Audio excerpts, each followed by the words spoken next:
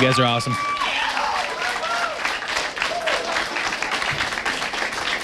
As you can see, we're getting very excited, but first we want to check in on some other really excited people. We're going to go to Cologne, Germany, where we already are.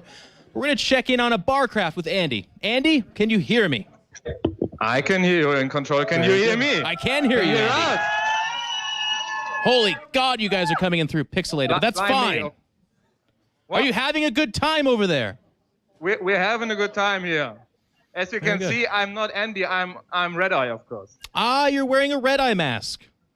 That is terrifying. Not, bloody insulting. You are bloody. Okay, it's a mask. Well, okay. Better a mask than to actually wear red eye, I do always say. Can you say it again?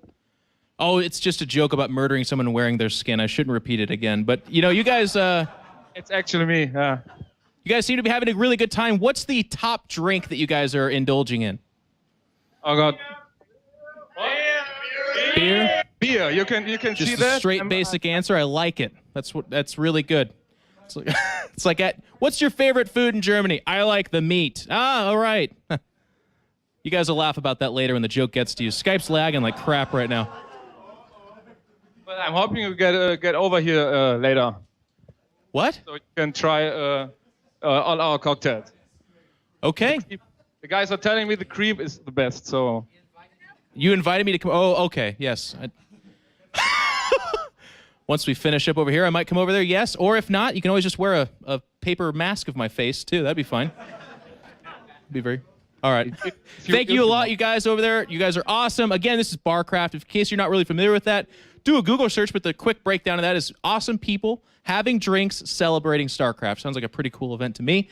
But let's go ahead and start to talk about this match. But wait, look, a deer. Holy cow. Yep. So, Grubby, how you doing? Wow. How did you do that so fast? I've been hosting for 2 days now, and I feel like I've hit Grandmaster. Very nice. So let's talk a little bit about the match. Of course, we have MMA versus MC. Both these guys have been making... it's actually been a bit silly in the background, like Apollo and I and you and everybody been walking around. We're kind of like, these guys are making this tournament look a little bit easy. Like MMA has actually 6-0'd all the way up until the grand final, and MC has plowed his way there as well. It hasn't actually been that close. Yeah, that kind of rustles my jimmies, because we're not that bad here in Europe. We're not easy. But you're making us look easy. Well, with the way they're playing, I think that's kind of the funny part about it is I feel like you could put a lot of other players in front of these guys, and with the way they're playing right now, I feel like they would still destroy people. They're playing, I mean, we've been watching MC, we've been watching MMA for a long, long time. Those splits against Vortex, like Vortex played his heart out, but MMA made it, I don't want to say easy because nobody looks at those splits and goes, oh, I can do that. That looks simple. No. It's weird to say because he didn't make it look easy. He made it look masterful. It looked like, wow, I appreciate you as a human being because you're amazing. Yes, exactly. And maybe there's this one guy out there and he's got his glasses on and he's studying hard and he's like, I can make splits like that. But then he can't also do larva injects at the same time and make all the right decisions and so on. So he's so much the whole package too, Vortex, but he got a bit outmatched there against MMA. Yeah, so MMA... He's been absolutely on fire. We haven't seen his TVP just yet, but we also haven't seen MC's PVT. Like this is actually, it's funny to say this. When one Terran enters a tournament of 8 players, this is oftentimes what happens. We actually don't see this matchup that often, but MC, he's been playing very well as well. We know that, we've established that. I'm gonna put you online, as I've been trying to do all the time, but you guys are slippery snakes, you commentators and analysts. Who's gonna win it? Who's got the edge and why? I'm not going to answer that question, but someday. I'll say this. In the last PVTs that MC has played, he's tried to macro game, lost it, and then won everything else with cheese. Against Thorzane, he lost 2 SCV Viking pools, where they were both on 3 base. Then he lost that series. Second series, tries again macro game, lost it. Then he did a 1 base 4 gate, 1 base 4 gate, basically. Against MMA last season, he opened up with 35 Blink Stalkers on 2 to 3 base. That sounds like MC. Nothing else. They fought. He blinked his heart out. Really good micro. Really got to commend him for it. But MMA walked over his army. And then in the next 3 games, MC cheesed, aggression, rush, whatever you call it, smart tactical attacks. But whatever he did, he attacked and he won. So when MC is on the offensive, he's like a battering ram. But when he's on the defensive, he's like an umbrella in a storm. So that's in PvT. Now, he could have improved this aspect, his macro. He's had a week. And when MC gets in this place where he's fighting for championship title, and suddenly the old MC remembers what it's like to be alive, to be winning like that, suddenly he's a very dangerous opponent, and it's not quite the same guy anymore. So fireworks will ensue, I'm sure. And I think we got to look out for that time where MC flips the switch, where he says, whatever I do, I'm going to do it really well, and I'm going to go kill you. But MMA, he's got to know that about MC too. These rushes, how is he going to defend them? He's had some good games against Protoss this season, and wow, I really can't imagine what the finals will be like. It's quite literally a classic matchup. You talk about MC's aggression. And again, I find myself saying this once more. In the past, we talk about MMA's aggression. So is that what MMA is going to go to? Or is it what he has been doing in the TVZ matchup, which is just this stalwart defense, push the game later, and then out-multitask him? We'll have to see what that game plan is going to be, because both these guys have been absolute juggernauts in this tournament. They've been playing really well. Totally. So, ladies and gentlemen, that's it for the analysis. We're going to throw it over to the commentator team now of Apollo and Kalaris. Thanks very much, guys. All right, the grand final is on the way. We have MC versus MMA, and what a story tale finish to this season. I mean, these two players, everybody knows who they are. MC's the boss toss. MMA's the son of boxer. Everybody knows who the hell these are. They were 2011 legends, as MC described in his winner's interview. It's now 2013. 2012 was a bit for MMA, and now 2013, he's really put the hard work in and is back to a final. The first time after 18 months. 18 months away from a final is a very long time. And then on the other hand, it's the boss toss, who had some disappointing results at the start of this year, but is now finally in this final for the second time in a row, bear in mind. The World Championship Series Europe Premier League Season 2, he was there, and he's here once again. And as you can see, there's no map vetoes here. It's best of 7 time. That's right. So these guys are going to go all the way and see if they can claim that Season 3 title. It's huge. MC being here twice in a row is massive. And then, as everybody's been saying, this man in the green is... He's all back. right. So MMA hasn't won a tournament in 18 months. MC hasn't won one in 19. It's been a long time since both these players were on the complete top. But now's the chance. Look at MC's record against Terran. Somehow, someway, he does find his way through beating players. He's the highest earning StarCraft 2 player now. Of course, that's not updated after today. With over $400,000 earned. MMA comes into this as a large fan favorite like MC is. This is a rematch of the semifinals of Season 2, where MC, on his way to the finals, did defeat him 3 games to 1. But this time, I believe in MMA. I think he can do it this time around. He certainly could do. And, you know, in that first series in Season 2, we saw crushing aggression from MC. But MMA is a player that can adapt, can easily assimilate that information and react to exactly what his opponent's doing. The grand final is on the way here, ladies and gentlemen. MC versus MMA, game number 1. Up to the top left-hand corner are Red Protoss, representing SK Gaming, as well as Korea. Ladies and gents, give it up for MC. And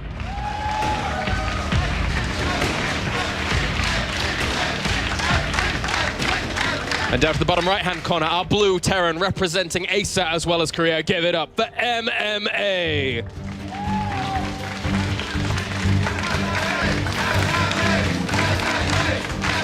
If only he could hear that chanting, it would remind him of the days at BlizzCon in 2011. But as we get into this is the perfect time to go to Twitter. Make sure that you are telling everybody, I'm about to go tweet, you make sure that you tell everybody that the grand finals of the World Championship Series Europe Premier League is happening. The last time in 2013 we will say this. Of course, 2014 will come eventually, but for now, the last game that Europe has to offer, and let's hope it's a good one. I've tweeted it. Go out there, go retweet, go tweet your own. And make sure to hashtag that WCS as the grand finals, a best of 7 between 2 StarCraft, overall StarCraft 2 legends. What a way to finish it off. MC versus MMA, and look what we see from MMA in game number 1. First barracks, normal, pretty standard in his base, but then the second barracks, slightly different. This is going to be confusing, of course, for MC. So far, MMA's only dropped 1 map the entire of the season. That's remarkable. That's absolutely unbelievable to do that. Absolutely fantastic, solid play from MMA. And once again, he comes in here with a twist to his build. And this is going to be very difficult for MC to read into. Very, very difficult indeed. It looks just like a 1 barracks command center, a very popular build that Terran players use against Protoss. And to be honest, I don't think he knows this. I do not think he has any idea. He's going to stick around, have a look, see if he can see a command center. Doesn't see an SCV going down there. The one Marine's going to try and shoo this probe away and keep his opponent in the dark. And that probe, he's not going over to the 3rd. Why would he be going over to the 3rd? It's a weird location. So we'll not see that second barracks just yet. MC's probe, though, it is going in weird places. There may be a small incline that this could be happening. There actually is a way. It's not impossible for him not to know. There was 1 SCV missing. If MC can read into it and be like, there was 1 SCV missing from the amount of SCVs that were there at the time, which would have been around 14 or 13 at that point, and maybe MC can be smart enough to tell what's going on. He's already started to build a Stalker here. He's got double gases. He chrono boosted the Stalker. And just by the way that his units are moving here, and if we see a second Stalker, I think that he may just have a small feeling that something's not quite right here. He may do. The first SCV is under pressure and does end up dying, so no opportunity for him to throw down a bunker just there or anything like that. If this army was actually moving forward. Now, this is a lot of Marines that could do something. So far, no second unit has been started. The Stalker has to be careful. Has to be careful. Has to be careful. Has to be careful. Has to be careful. MC. Oh, no. And now he knows there's 2 barracks. That's a lot of Marines there, and that's a mistake from MC. Just losing his Stalker so easy like that. And MMA with his hidden 2 barracks, he's got his command center down, he's got his 3rd, and the gas is on the way. But if he was to be able to get more damage than just a single Stalker kill... Photon overcharge not done just yet for the main Nexus, because it's not going to be able to be thrown down on the natural anytime soon. And this is pressure. A lot of pressure. He could force the cancellation of this Nexus quite easily. 1 Stalker's been chrono boosted now. A second one on his way. He cannot lose this Nexus here. He absolutely cannot lose it. It's going down. There's another Marine that comes in. He's going to have to micro around if he's going to try and go for it, is he? He sees the Stalker. He's going to go for it. He's going to go for the Nexus. And he gets the cancel. Very nicely done by MMA. Great move from MMA. And to be honest, you don't want to stick around. You know there's going to be another Stalker on the way. You know there'll be more gateways. Just go on, buddy. That was a fantastic move. And if he sticks around, time warp's available. Stalkers are available. MC says, all right, it's time for 4 gateways. Blink is probably going to be on the way after that Twilight Council finishes. And MC has absolutely been pushed in 1 direction alone. And I would not be surprised if MMA just scanned the main base soon, saying, all right, you're delayed. What are you doing? This is like echoes of MC versus Thorzane on the exact map. If he goes for Blink and starts getting aggressive himself, but I don't think... Oh, there it is. Just absolutely perfect. Perfect. That's perfect. You know, you push your opponent down one way, you've cancelled his Nexus, you say, all right, you have to do something here. What is it? And he sees it straight away. MMA opening up game number 1 with a very impressive play. And, well, Dark Shrine. But MMA, he's going to know that's an option. He sees the Twilight Council. He's not going to under-prepare. He's got an advantage. His second command center was quicker. Right now, he knows that there's obviously no robo, so there's not going to be an observer.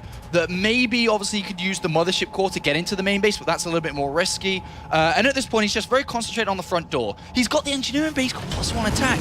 And if he sees, in the next 30 seconds, all right, where are the Stalkers? Why haven't you attacked me yet? You've obviously thrown down the Nexus, and the most smooth, the most natural transition from the Twilight Council, from a maybe Blink play, is obviously the Dark Shrine. Yeah. And I really think that we should see a turret on the natural. If we don't, I'd be surprised. MMA here, again, he doesn't have to cut corners. He can just take those little defensive postures and be completely fine in this game. He already established himself a great lead. Robo Facility finishes up along with the Nexus for MC behind this, so he is going to be playing this out. But the Dark Shrine is close to completion. And a Warp Prism is on its way. There is no turret yet from MMA. Obviously, this is just everybody knows StarCraft knows that the Twilight Council goes into the Dark Shrine. From this point, if MMA gets stung by DTs, he only has himself to blame at this point. Of course. And the Warp Prism is on its way, and I think that's how the DTs are going to be used here. Of course, MC doesn't even know if there is a turret or not. But of course, Mules and Energy are going to be imported to monitor from now. He's going to have a couple of scans soon. Two Dark Templars are now warping in. Blink already so behind this because MC, he loves that Blink. The two Dark Templars are going to try and pressure at the front whilst the Warp Prism's going to go around the other side. Still no turret. Two bunkers get salvaged on the natural. He adds on a couple more barracks. And if he doesn't spot this, right now he has energy in the main base and energy on the natural, just about. 2 scans available. Plenty. Does he use mules? Because if he does, there's one. He's got one more in the natural. Does he call it down? Does he call Maybe it the down? Warp Prism will tick him in the right direction. And he sees the Warp Prism now. He shouldn't be using that scan. Yeah, and now he knows. Now he knows.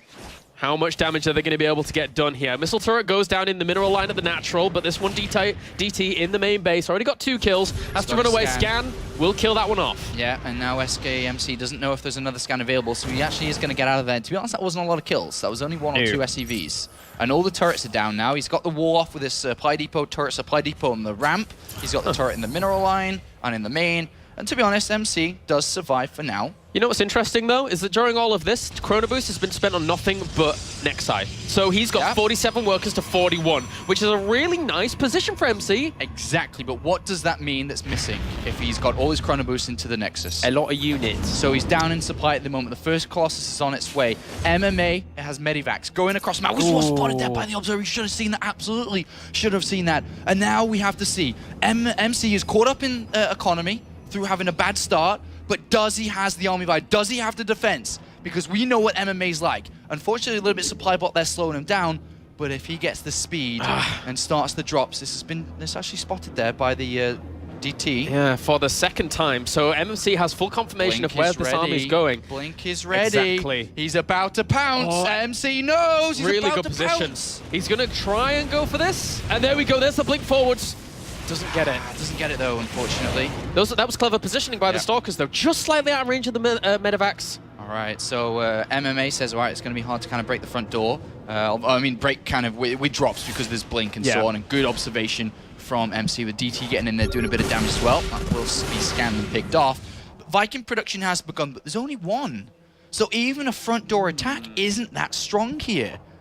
There's 4 sentries. They've all got enough energy for a force field or so. There's some of them already full. So this is actually kind of difficult unless we see a mistake from MC. Unless we see a flank. He actually blinks forwards and kills off the Vikings straight away. But those units coming around from the back here, can they get to that closest to focus it down? They are going to focus it down. It has to walk straight forwards to the other bio, and it does end up dying. These Stalkers and sentries are very, very vulnerable. What is MC doing out in the open? I don't know. That's time what comes down now. He hasn't got enough energy for an photon overcharge, and MMA just pounces at the opportunity. What good decision making though there by MMA to leave just a small portion of that army on the left-hand side for that flank. MC caught completely off guard, and now MMA, he takes that lead. Yeah, and remember, throughout all of this, because MC's been playing from behind, he's had no time to get forges, but now he doesn't have a Colossus, he doesn't have any force fields, he only has Stalkers. Blink Stalkers, how well are you going to do against this stimmed bio? I don't think you're going to do too well. Nice time warps, will slow a bit of this down for the Zealots to actually catch up with it,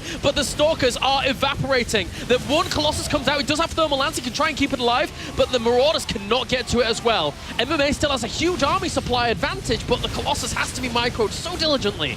Stalkers against Marauders are like kittens versus sledgehammers, because look, they are dying very, very fast here. Probes coming off the line as well, and MMA is cruising in this game through a mistake of MC being out in the open, pushed him further behind, even though he was crawling back into it. MMA just attack after attack. A counter blink there, just jumps forward, picks off a couple of units, but the amount spraying across, it's becoming too much. Once the Stalkers die, the Colossus is now vulnerable, and picks it up in the Warp Prism, trying to save it as best as he can. No Marines there to actually bring that down, so saving that was a very good move by MC. The Viking count now, non-existent. Still I thought there'd be more than that, never mind. MMA, though, still in the middle of the map, has a 3rd command center, has 2-2 on the way, just stretching his lead further and further and further. Still, no upgrades, no forges, something I tried to explain before, because MC's been playing so far behind, he really put everything into his economy, and then put everything into his army, and still hasn't had the opportunity to get forges, to get upgrades. So naturally, this army is just so much stronger. It's got 1-1. It's going to have 2-2 soon. The Viking count's rising. It's got +1 attack for the Vikings. The longer this game goes on, the harder it is for MC if nothing happens. If it's a parallel game with no damage done or taken, MMA just goes for a win. We need to see something special from MC to get back in this game. Especially with a third command center being landed and no Nexus going down just yet for MC. Even his third in the pocket expansion is blocked by the factory. So it's going to be really, really difficult here for MC to fully establish that expansion in a rapid rate. He's being suffocated. Yeah. Maybe this warp prism could be that one thing to get MC back in the game. Maybe. What's he going to warp in? Zealots, or 2, or 3, or 4. And I guess it's a start, right? It's a little bit, but what does he pick off there? A turret for 400 minerals, which could have been the Nexus, for example. So, and you look at it in retrospect, what did it kill and how much did it cost? Probably not even worth it there. It's pretty expensive. Pretty expensive. MC here, going for the Templar Archives, realizing that he kind of has to diversify his army just in general, but at this point, with MMA's army looking at 90 supply to 58, how does he get everything up and running this quickly? Here comes a classic Terran.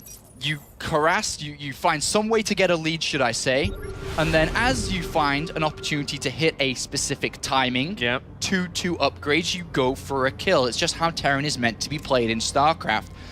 And even though the Colossus is high, can 2-2 Marauders push him through? That's 4 Colossus. That's not a whole lot of force fields he has there. Guardian Shield will soak up a lot of this damage, but at the same time, the Bio, it has to micro back against those Zealots that were pushing it away. 4 Colossi holding on here for MC for a bit. Yeah, that's a lot.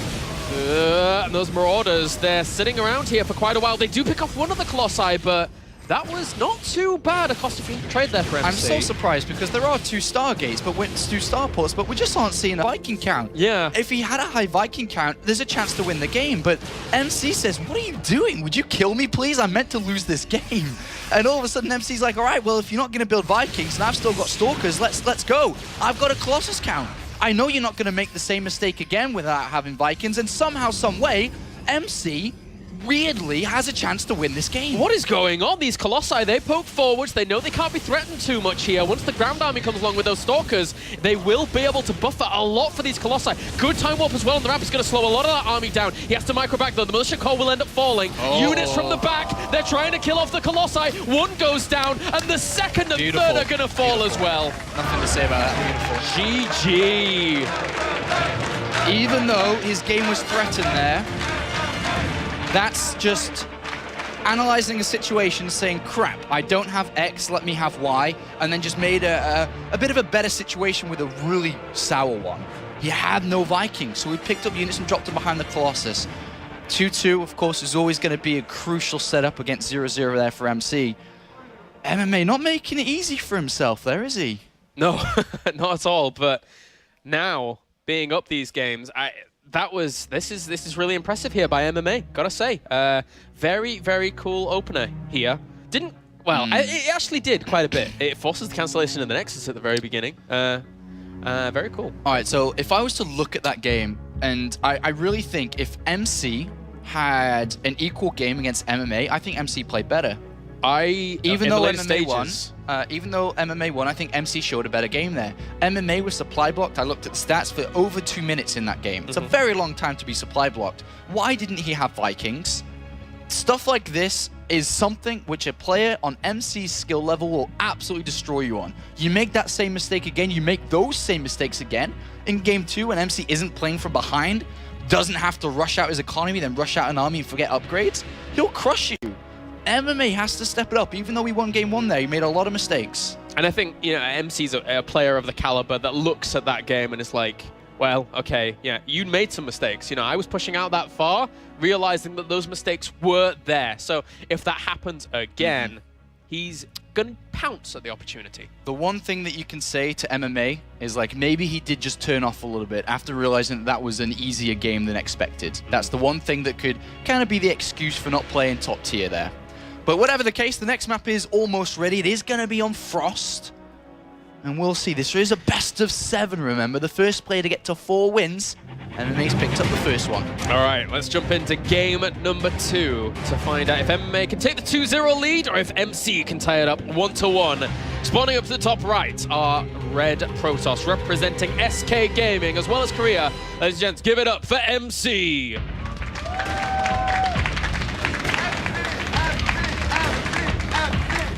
And up to the top left, Blue Terran. representing Acer and Korea. Give it up for MMA.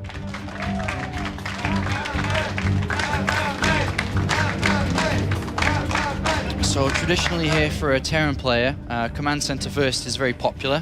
One Barracks Command Center is also, those are the top 2 builds to see. MC, I think Robbie really pointed out a very solid point. So far in his WCS run, in straight-up games, he hasn't done that well. But when it comes to very aggressive games, and we can even remind ourselves to MC versus MMA last season, aggressive plays is where MC has got his results. Yeah.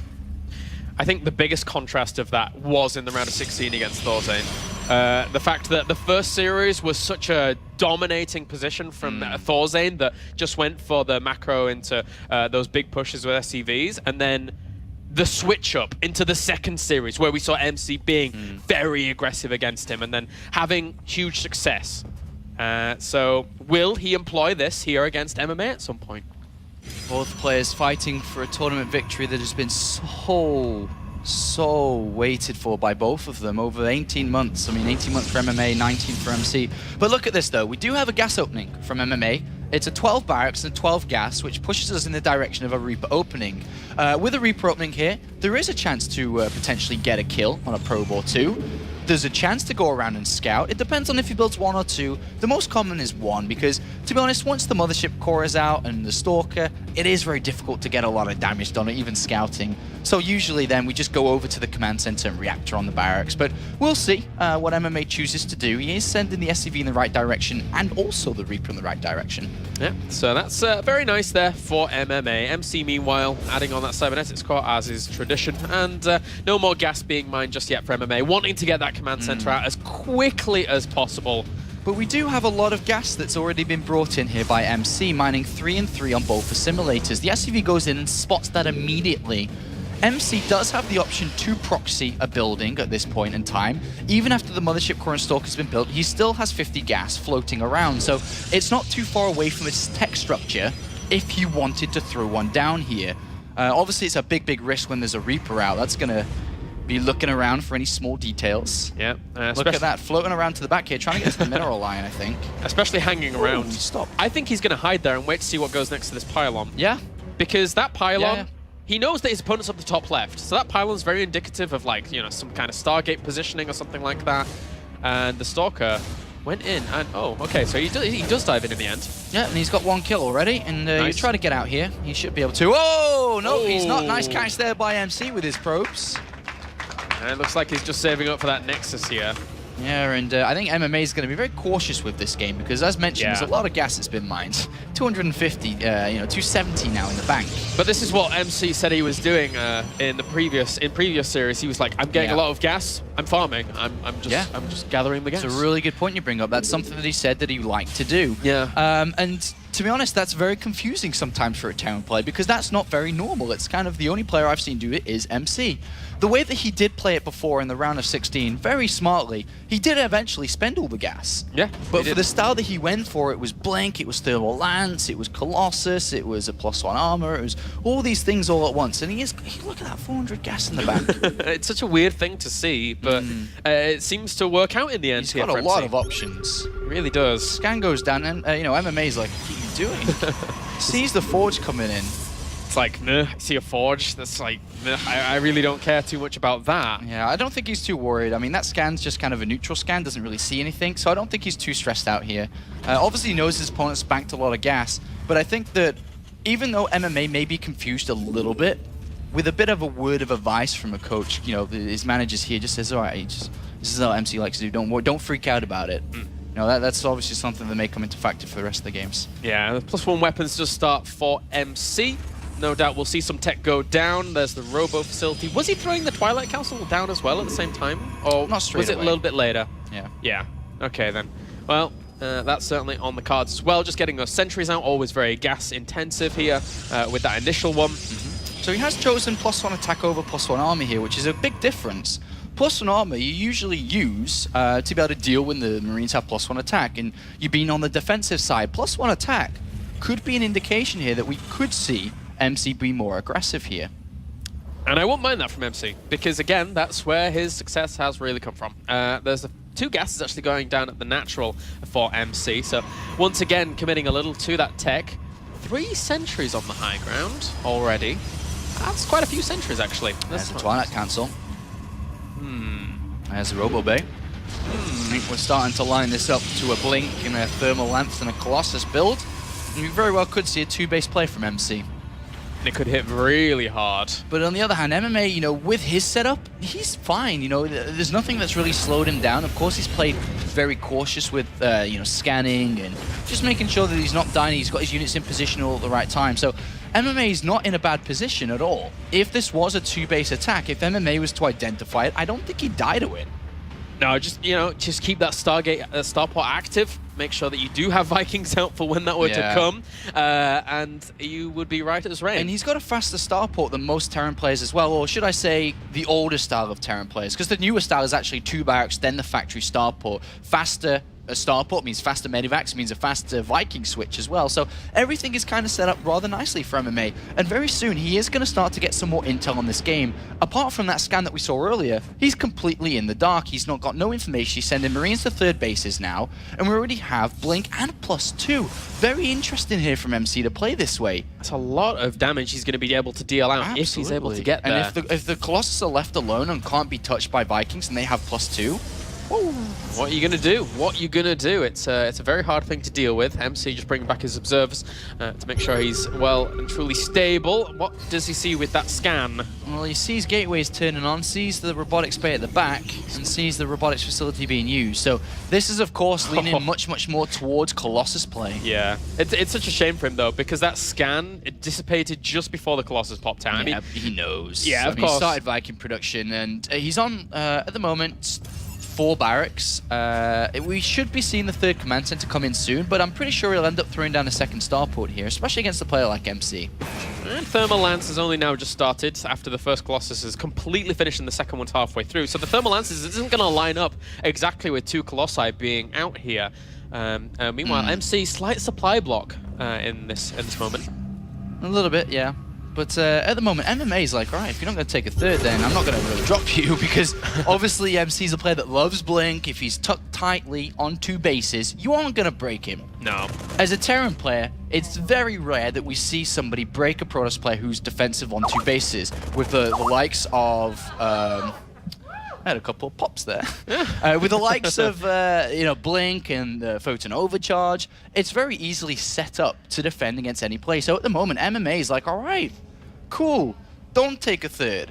But the one thing he's got to be careful about is what happens now if MC does go for a 2-base push, which I still think's on the card, by the way, but with +2 attack, a lot of Stalkers, and 3 Colossus, the Viking count's still only at 4, and there's still only 1 starport. The Vikings are going to die so fast. So fast if he just is able to focus down on them properly. And then that leaves the Colossi with full reign across the army. 3 Colossi with nothing really to deal with them. MMA is going to have to position himself very, very well in this engagement if it comes. I think that, look at MMA on the minimap. He's actually got a unit, a Marine, on the south 3rd base, and a Marine at the north, spotting for when the 3rd is down. MMA in a minute is going to say, it's 13 minutes in the game. Where is your 3rd? And what I think we'll end up seeing is MMA go back, build bunkers, and sit tight himself. It's very, very unusual the way that MC's playing. Very unusual. Marauder count is the only thing being built. He's spotted a pylon at the north now. The factory's going over there and will eventually spot the 3rd. MMA needs bunkers, man. He needs to go hide, set up a good defensive position. He needs a lot of defense. If he's caught out in the open... The Observer... He sees the Colossus. They shouldn't be on the other side of the map if you're playing a defensive style. Oh, that's right. The Observer having died off there. Yeah. I mean, he knows how big his opponent's army is, regardless of that actually dying off just then. He knows the Viking count, which is really, really important here. It's just Stalkers, Stalkers, Stalkers, Yeah. Stalkers. And I'm pretty sure MMA knows what's going on at this point. He's going to sit on the high ground. This is good for him to be up here. But he can't be caught out by force fields or anything at this point. MC has +2, has +3 on the way. MC's playing such a weird style here. Very unique, but... Oh, blinks forwards, kills off 2 Vikings. 2 Vikings. He's looking for more. Oh, absolutely. It's MC, man. He's looking for everything. He's looking for first place. He's looking for more. He blinks forwards, kills off just a few units that have to retreat Nice onto the high spread. ground. Making sure that concave's good. You can't, MC can't exactly fight up that ramp though. It's very difficult to break that. Look at the spread that MMA has. So how is MC going to do this? He's still on 2 bases. Very good. He drops the scam. Remember though that even though if MC doesn't kill his opponent, MMA has stopped upgrading, right? He's only at 1-1. He is kind of... This is smart play by MC, even though it's very weird, it's very smart at the same time. He's pushed his opponent so defensively and he's really slowed down everything. For example, the SCVs are at 50. They haven't increased. The barrage count's still at 4 or 5. 5, sorry. There's no ghost attack. Oh, actually just now been put down. But most importantly, no upgrades. There's +3 attack on the way. And if there was a counter-attack by MMA with Mass Vikings, Storm is almost set up as well. Yeah. Oh, this is a nice move, though, by MMA. Does it have a Marauder in there?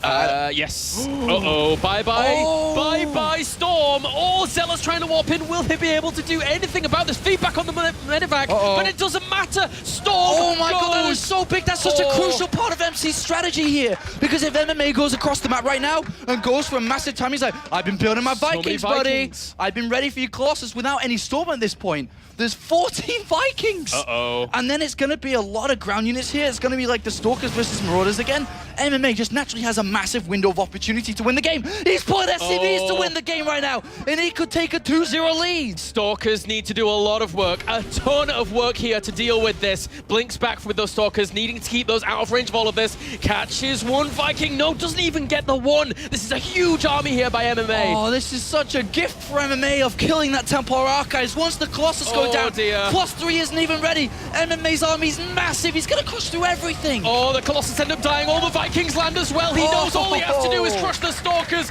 And MMA in game number 2 with a massive surge through the middle of the map. GG. Whoa, good game there by MMA. 2-0. What a move. What a move. What a find. To find the Templar Archives up there. What happens if it was on the natural? What happens if it was somewhere else in the main base? If it had been anywhere else, it wouldn't have gone. Storm would have finished. Yeah. Wow. Wow, that was just a player like MMA. When he gets a chance, he's not going to throw that away. And Seller, I think right now is telling him just a little bit more about how MC's playing. I'm pretty sure he's going to be like, all right, this guy's pulling a lot of gas. Don't be too afraid. He's playing very weird. When he plays like that, don't fall victim to fall back. Because to be honest, I think if MC had got what he wanted in that game, if that push had come, then Storm would have stopped it.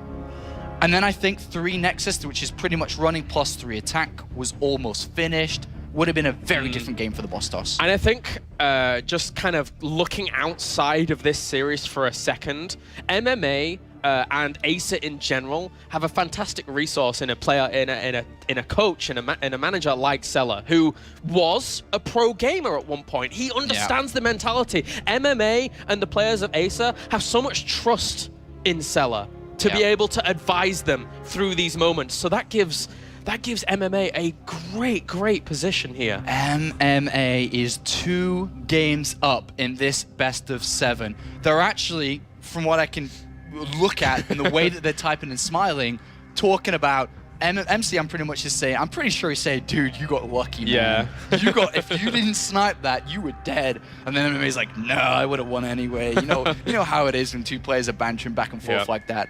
But the third map now, Whirlwind. Whirlwind for game number 3. If MMA took a 3-0 lead, I don't know how MC could come back in that, but now we load up onto game number 3 between MMA and MC, as MMA's 2 games up currently. This is a big one. This is a big one. It's a big final just in general. MMA versus MC, this is glorious. All right, spawning down to the bottom right-hand corner, our red Protoss, representing SK Gaming as well as Korea. Ladies and gentlemen, give it up for MC.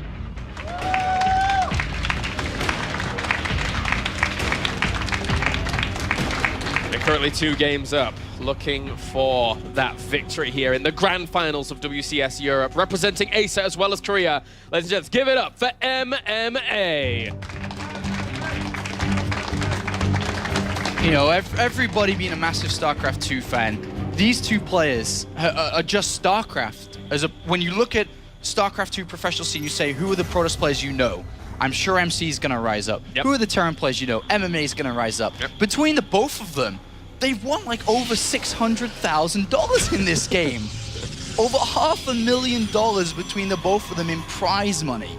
It's crazy. MC, I think, has 4 StarCraft 2 championships. MMA has 5.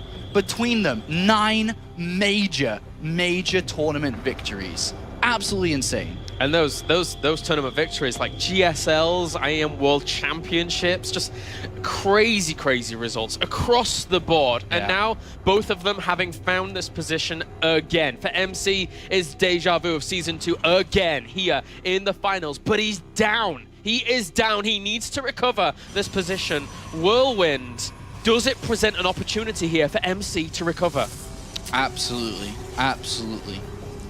Through their results this season, they're both in the top 16 in the World Championship point system.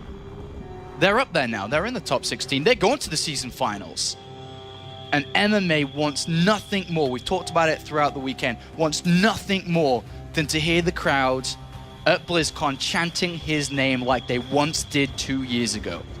MC would love that opportunity as well, as MC currently sits ranked number 12, MMA ranked number 13. Wow. The winner between them would, I mean, it's actually wouldn't change, actually. MC is a little bit too far ahead. But of course, season finals, they both will represent Europe in the season 3 finals, not too far away.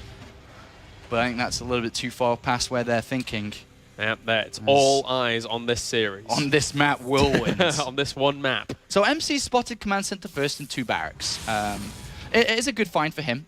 On the other hand, he's just going to go ahead and throw down his Nexus as fast as he can here. He's got the Stalker out, and even going to skip the Mothership Core here just to make sure he can get that down. As MC obviously needs to kind of catch up with his economy because MMA's got a bit of a stronger build when it comes to an early SCV count, early mineral count. Yeah. A little bit of harassment there with the probe tasering away, and the Nexus will start here for MC.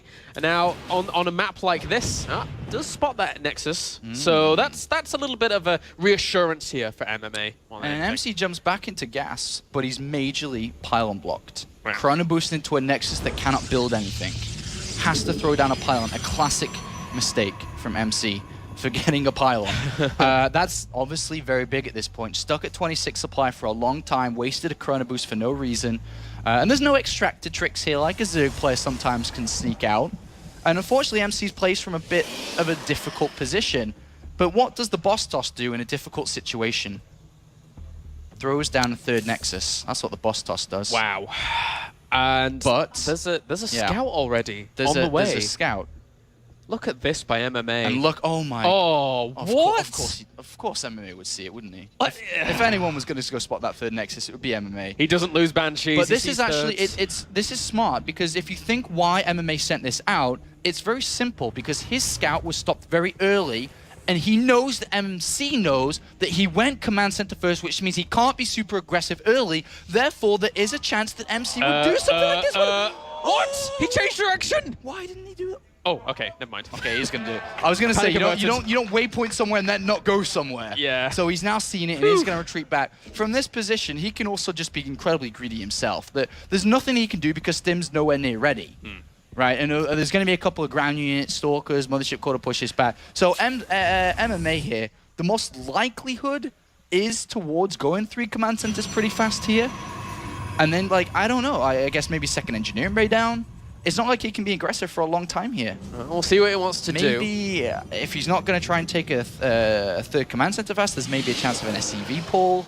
But one thing for certain, he knows if he doesn't do something soon, whether it be increasing his own economy or being aggressive, then he's literally going to fall behind in the game. It's that simple. MC's got a very fast 3rd base. 3 gates get added on for MC, and we'll see what he wants to do as well off this. Of course, he's not really going to go for some aggression himself off the back of 3 Nexus. He's going to have an economical advantage. And MMA, what's he going to do to react to that is the big question. He adds on a few barracks. Does he have an opportunity with Stim to do something here? He's going to try it, man. Yeah. He's going to try it. The one thing that happens when you go 3 Nexus here, and MC's trying to find out what he's doing, and MC gets a great scout here. Goes in and says, wait a minute, you didn't add on a 3rd command center after seeing this. So MC now knows that he's going to try something here with Stim, with Medivacs. He may try to pull SCVs. I'm not sure, though. The reason why I say that is because one crucial thing that will be missing from MC is splash damage. You can't rush up your tech at this point because you're going to have like 1 Colossus, and then you get dropped in multiple locations and you die. So MC's got a large sentry count. He's going to have a large amount of gateways. He may even decide to throw down a Twilight Council. Yeah, exactly. Throw down the Twilight Council, go straight for Blink. Double Twilight Council, double for Blink and Zealot Charge. He's saying, I'm going to play with ground units. I'm going to upgrade them twice. And all I need to do with 3 Nexus is defend against your push. And a very smart choice, but more importantly, this all came down to MC Luna's Phoenix scouting this. Yeah, if you deal with this, you're sitting pretty. Completely sitting pretty. This Stalker moves out and sees this army. The supply, obviously the army count is in favor of MMA right now, but if MC holds on a little bit longer, he's got so many gateways to power up his army. MC doesn't need to overprobe though. To be honest, he sitting at 60s is fine. Any more than that is almost building probes towards taking the gases on the 3rd base, which you don't need to do. I think he just cancelled a fuel, they finished. Whatever it is, you shouldn't build more than that. Zealot Charge and Blink at the same time. This is just a very smart play here. But can it work? It's very intelligent the way that he's worked around this, but can it work? It's going to be combat shields, it's going to be +1 attack, eventually it'll be +1 armor as well, it's going to be stim. It's going to be a lot of units pressuring. Can MC cut this army to the right choice, to the right sizes?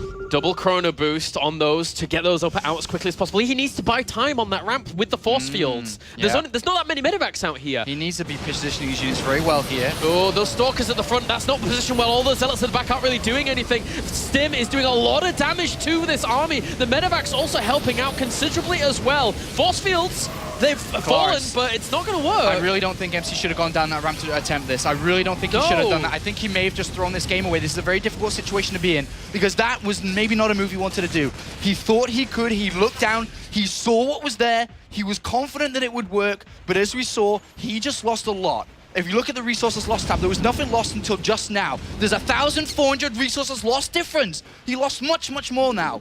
And we're going to have a big, oh my god, a big drop inside the main base. Luckily, MC does anticipate this. Yeah, he doesn't have that many Stalkers, so he won't be able to kill off those medivacs, but he will be able to deny the drop, which is the main point here. Oh, actually, he's just going to go for it. He doesn't even care about those units. They do have charge, they do have blink, they can get out of there. Photon overcharge will buy him some time as well, but that one pylon powering those gateways.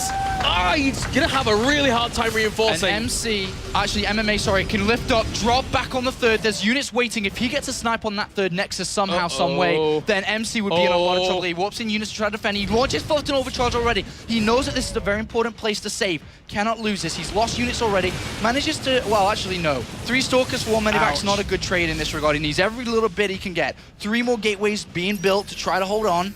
Army supply 73 to 44. It's so strong here for MMA, but at the same time, we know he needs to do some good damage here. Oh, actually, he's got his command center up and running, so he has that fall backup plan. He's got 2-2 on the way as well. MC right now still has no splash damage. He has only gateway units. Man. This army's going to do so much damage here. And he's in such a good position here. Oh, the Stalkers have to blink back. Zealots at the back catching some of those reinforcements, but it's not enough. MMA is going to power through all of those Stalkers. The Zealots aren't doing anything at the back at all. And MMA says, you can't get away with this. 3rd base? Nuh-uh. I'm just going to absolutely kill everything. Picking up some units there, but it doesn't matter. MMA is going to walk away with this victory as well. 3 games in a row. There's just nothing left for the boss toss. GG MMA, 3 games in a row. Against the boss toss, 3 games in a row. Uh-oh. He's now 1 game away from his first championship in 18 months. 1 game away.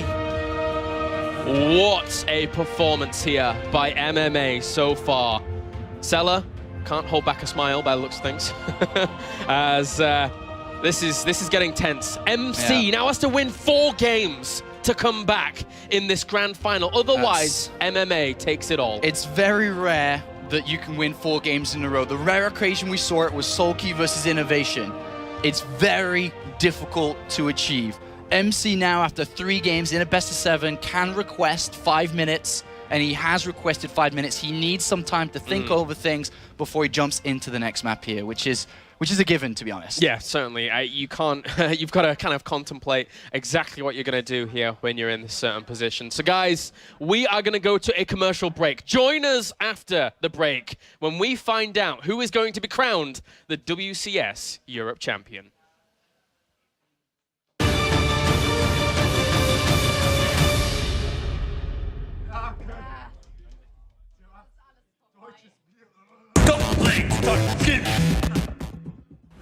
Hello people, I'm Dimaga. I want to show you new cool features for Rocket Rise MK Pro mechanical keyboard. It's called per key illumination. You can switch on or switch off lights per every button on keyboard. Also, you can disable any button on keyboard as well. For myself, as a pro gamer, I disable all macros for gaming StarCraft.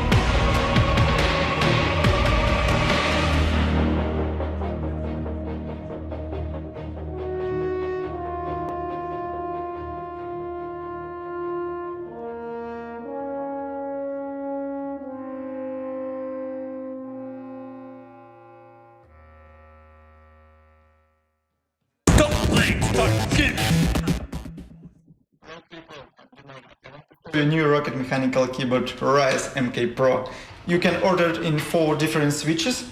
In addition, this keyboard has a 32 bits processor and 2 megabytes flash memory. You can store all your configuration directly on keyboard, and clicks feels really smooth and precise.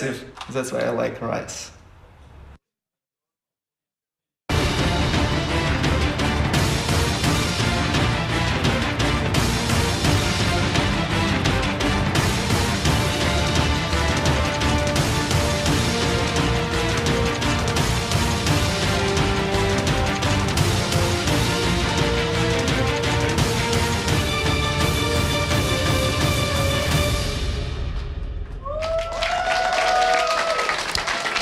Hello, ladies and gentlemen. Thank you for tuning in. Thank you. Simmer it down, please. Simmer it down, please. Thank you. No, actually, that's fine. So as it were, for the first time in the history of StarCraft 2, we're actually way ahead of schedule. So right now, we're going to do a whole bunch of stuff to just buy as much time as we possibly can. And we're looking to kill about 2 hours, so stay tight. No, I'm just kidding. It'll be really quick. It'll be good. Yeah. The producer just said, tell him you're kidding, by the way. They were really worried about that. It's fine. We're going to do a quick call to a Barcraft in Israel, and we're going to check in on those guys. So can you hear me, people in Israel? I'll take your clapping as a no, but we're really happy to have you on stream. Thank you for imbibing in alcohol and watching StarCraft 2. Yeah, thanks. Yeah! All right. Can you guys... Holy crap. They're on the moon. Thank you. This is... Can you guys hear me? Yeah, All right. You guys having a good time? Yeah. All right, very good. What's the #1 drink in Israel right now while you watch this? I thought I heard Canada. That can't be right. What are you guys drinking in Israel right now? Beer still. Someone shouted beer. That's going to be your official answer. I appreciate that. It is our official answer. What is that? It is our official answer. There you go. Beer it is. All right. Thank you, Israel. You guys are awesome. Thanks for participating, and it was awesome checking in with you guys. All right. Well, thank you guys. We're also going to check in with another guy that's been drinking a lot of beer. Let's go over here to Grubby. Grubby, how you doing? It's not true. It's not true. I wasn't supposed to tell you guys that. Yeah, I'm doing good. How are you? I'm loving this buy time segment with you. Yeah, it's been good so far. I had a really awkward call with Israel, and now I made a bad joke with you. So I was asked to ask you this. As Apollo has said, you're a professional StarCraft 2 player. That's well established at this point. What would you do if you're MC right now? How would you... Run away! Yeah? Just run away? Oh, he's got his headset. That's on. Run away! Yeah. What does he got to do to get back into this? Have you seen any weakness in MMA's play? I was asking myself the same thing. As I said, I played MMA earlier, and I came up short with an answer. It's like, you can see the moment where he wins, but if you deflected that attack successfully, it could be the moment after where he takes you. He's making a lot of right decisions. Now, MC is playing his own style of Protoss play. It's hyper-aggressive. He's getting attack upgrades over armor, which is well established to be the best way to upgrade Protoss units against Terran usually. He's getting more Stalkers, and most people, they get Zealots because they're better in fights. So he's hoping for an opportunity. He's like a hyena. He's looking for scraps rather than taking down animals themselves, prey themselves. He's waiting for something to come onto his path. If MMA is doing a kind of passive, slight harassment style, passive-aggressive, and he comes with just 1 or 2 medivacs, like a small token harassment, while sitting back and turtling, that's the exact style that MC would love to face, which is why I think maybe many European Terrans, they would have quite a difficult time with MC, potentially. But someone who analyzes MC correctly and sees that he is going completely Blinkstalker Colossus on one base with attack upgrades and says, I don't need to attack. It's not an easy decision to make, because if you are a player, a Terran player, who wins the majority of his games with aggressive playstyle, and you just have this all-encompassing look at yourself, and you say, whenever I'm passive, I lose. Whenever I'm aggressive, I win. And I'm really good at aggression. I know how to multitask. I know how to drop everywhere. It's very hard to step away from that and say, in this particular case, against how MC is playing right now, I don't need to commit to the attack. We saw that on Frost, where he was very patient, didn't add a second starport, didn't add a third command center, was just doing an arms race. He was matching MC, how MC was playing, and just waited for that perfect time. A player like that is very scary. If MC wants to potentially stage a comeback here, he can do one of two things. He can change the way that he plays a macro game to a more traditional style, but the difficulty is he doesn't have as much experience with it, and MMA obviously does. And he has 4 games to notice that this change is coming about. Or he can say, I'm going to make even less Nexi, and I'm going to make attack building and 4 gates and attack. But even that is very obvious to do that 4 games in a row. So I guess the best answer would be a combination of both, exactly at the right time, with exactly the right execution. It's going to be a monumental job. He can do it, but it's going to be really challenging. It's going to be very challenging. He's in a hole. It's 0-3. This is a best of 7, which means we have 1 more game to go. But ladies and gentlemen, as is tradition with a commentator, I'm going to show extreme bias and encourage you guys to give one big cheer for the underdog before we go to the commentators. Let's give it up for MC. Come on, give him some hope. All right.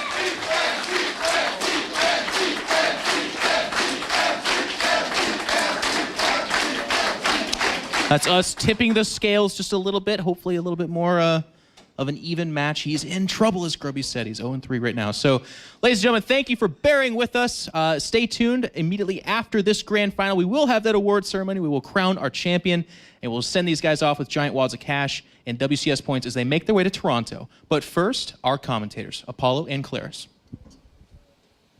Thanks very much, In Control and Grubby. Okay, we are now in a very tense situation. That's right, Claris, we are. MMA is 3 games up, and MC needs to win 4 in a row.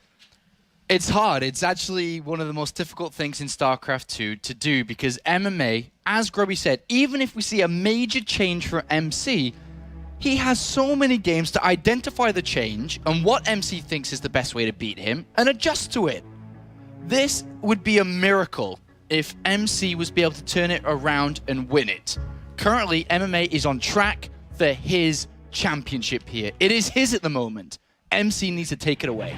MMA has looked to claim this all season long. We've talked about it all season long. He's back, and he's showing that here today. He showed that yesterday as well.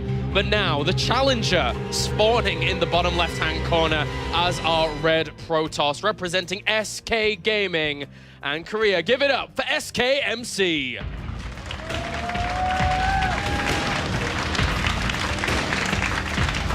And up to the top right-hand corner, our blue Terran, representing Acer as well as Korea. 3 games up. Give it up for MMA. A killer right now. Absolutely. And look where this SCV is going. I kind of thought that this might happen, actually.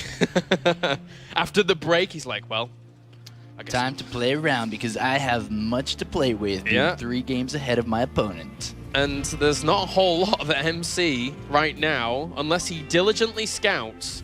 It's going to be Proxy Reaper. Yep. And that's annoying. That's very annoying. He's only really going to have a Zealot initially to deal with that, so he's going to have to bounce around with those probe stock. He's not going to be out in time at the very beginning. That's a hindrance. See how much damage this can get done? That's the biggest question here. A lot of probes could die. Probes could die. Right here, right now. With that barrack so close to his base, there's a nice little entrance for the Reaper to jump up with into the main. But MC's going to go in there now, and he's going to spot the early gas. He's going to know exactly what's going on. It's very easy to go in and be like, all right, let's do this. Yeah, he has a look around, sees the gas, and nothing else. So pretty much knows. He knows. Cybernetics core goes down. What is he going to do? You know, starting the Zealot is all right, in my opinion, to just kind of push away the Reaper for a while whilst you're waiting for the Stalker. And the barracks number 2 goes down behind this for MMA. Yep, he's going to really go for it. He's with the single barracks out here. He's going to try and get to the mineral line, slows opponent down. And if he slows down the probe count, which is obviously great, it slows down the production because he can't afford that many units. Therefore, the Reapers 2x2, if it's just 2 barracks, are going to outnumber whatever we see. Reaper does jump in, and only now can a Stalker begin after this Zealot. Mothership Core gets Chrono boosted out as well. 1 probe already dies. And there will be more than just 1 Kalaris, let me just tell you that. Yeah, he's hunting. He wanted to go into the mineral line, but he of course knew that MC could pull probes. Yeah. Only 1 dead so far. A good pullback there, and whoop, Only 1 dead so far. Good defense by MC. Can he maybe catch this Reaper? I don't think so. I don't think so. That Stalker, can it get a hit off? Oh, he's actually exiting Stalker. in a weird direction. Oi! Gets that Reaper. Nice pick off there by MC. If he'd have gone down that ledge, he actually wouldn't have lost that. But now he jumps up with the second one. Has to get out of there. And this is not obviously the best start for MMA. MC has a pilot on the other side of the map here. Hasn't started Warp Gate research, so I think we could see a proxy Stargate here. And just say, you know what, if you're going to keep building Reapers, you aren't really going to have any air defense, because he's only got a single Marine, another one coming out. An Oracle would be fantastic here. It really would. There's just not that much production, unfortunately, from him. Even if the Oracle starts and he has, what, like 5 Marines or something like that, the Stalker itself, killing off any Marines, that one Marine, if that dies, that's a big deal here. Shouldn't be there at all. And he gets the Reaper. Does he get the Marine? Does he get the Marine? No. No. Wow. High ground. Wait, go in the bunker! Go in the bunker! Go in the... What's going on? Ah! All right, so the Stalker was the one that took a bit of damage there. That was weird. All right, so MMA is on 1 base for now. MC will, of course, expand behind this, but he will look to try and get damage done with this Oracle.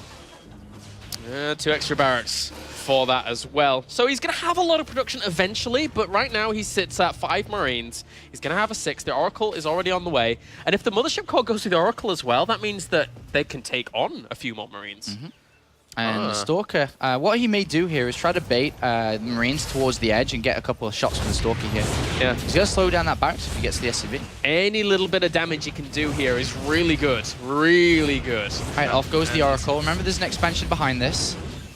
And what can Time he warp actually on do? the Marines here. Oh, that's really bad for him. He's trying to focus down the Oracle as quickly as he can, but all the Marines have ended up dying. 1 Marine is left. This Oracle has free reign. Yes, it does. There is a single Marine out. That's it. Obviously not going to do a lot here. And MC just comes in and says, you know, you are a cheeky guy. Yeah. You shouldn't be trying to do that kind of strategy to me. MC runs past the bunker and is going to slaughter a lot of SEVs here. The Mothership Core's doing a lot of damage. The Oracle's out of energy, but there's another one. And this is just an easy game for MC. There you go. GG. We said probes will die, but in the end, SCVs died. 1 step at a time here for the boss toss. MMA decides to do something crazy. He's got a massive advantage, being 3 games over nothing. And MC sweeps up that strategy from MMA, which was attempted for an easier victory. And now I think we'll see no nonsense from MMA going on from here. I don't think he has to. I don't think he has to bring the I don't think he has to throw in any nonsense. He's his past few games where he has, apart from the first one, obviously with the 2 barracks initially, has gone straight up and done very well for itself. So this could go MMA's way once again if we see a big macro game. But MC, he's certainly looking to go. He does not want this loss at all. Well, not at all. No, and I think he's just gonna, MMA will probably even just forget about it and says, all right, I'll just give you 1. I'll be nice. You can have 1. And then I'll kill you in the next one, which is going to be Belshir Vestige. So as you can see, here is a reminder of all the 7 maps. We've gone through 4 already. And then we'll be going to Belshir, Derelict Watcher, and then Polar Knight if we get to map number 7. Because right now, every single game is match point for MMA. Just 1 game, still 3 maps remain. Is it, I mean, if these players were sitting down and we just said, all right, MMA, would you like to play against MC? Like, yeah, sure. And then we told MMA, dude, just win 1 game out of 4. He's like, all right. That sounds easy enough, right? Yeah. Win 1 game out of 4. That's not too tall a task for a player of MMA's caliber. He starts off with a double barracks Reaper play and says, all right, I lost that one. I've still got 3 more. Oh, dear. But is MC capable of a comeback here? Can he stop that? He certainly could be. All right, game number 5 here between these 2 players. Belgium Vestige is our map. As we have spawning down to the bottom right-hand corner are red Protoss, looking to bring it all back here in this best of 7, representing SK as well as Korea. Give it up for SKMC.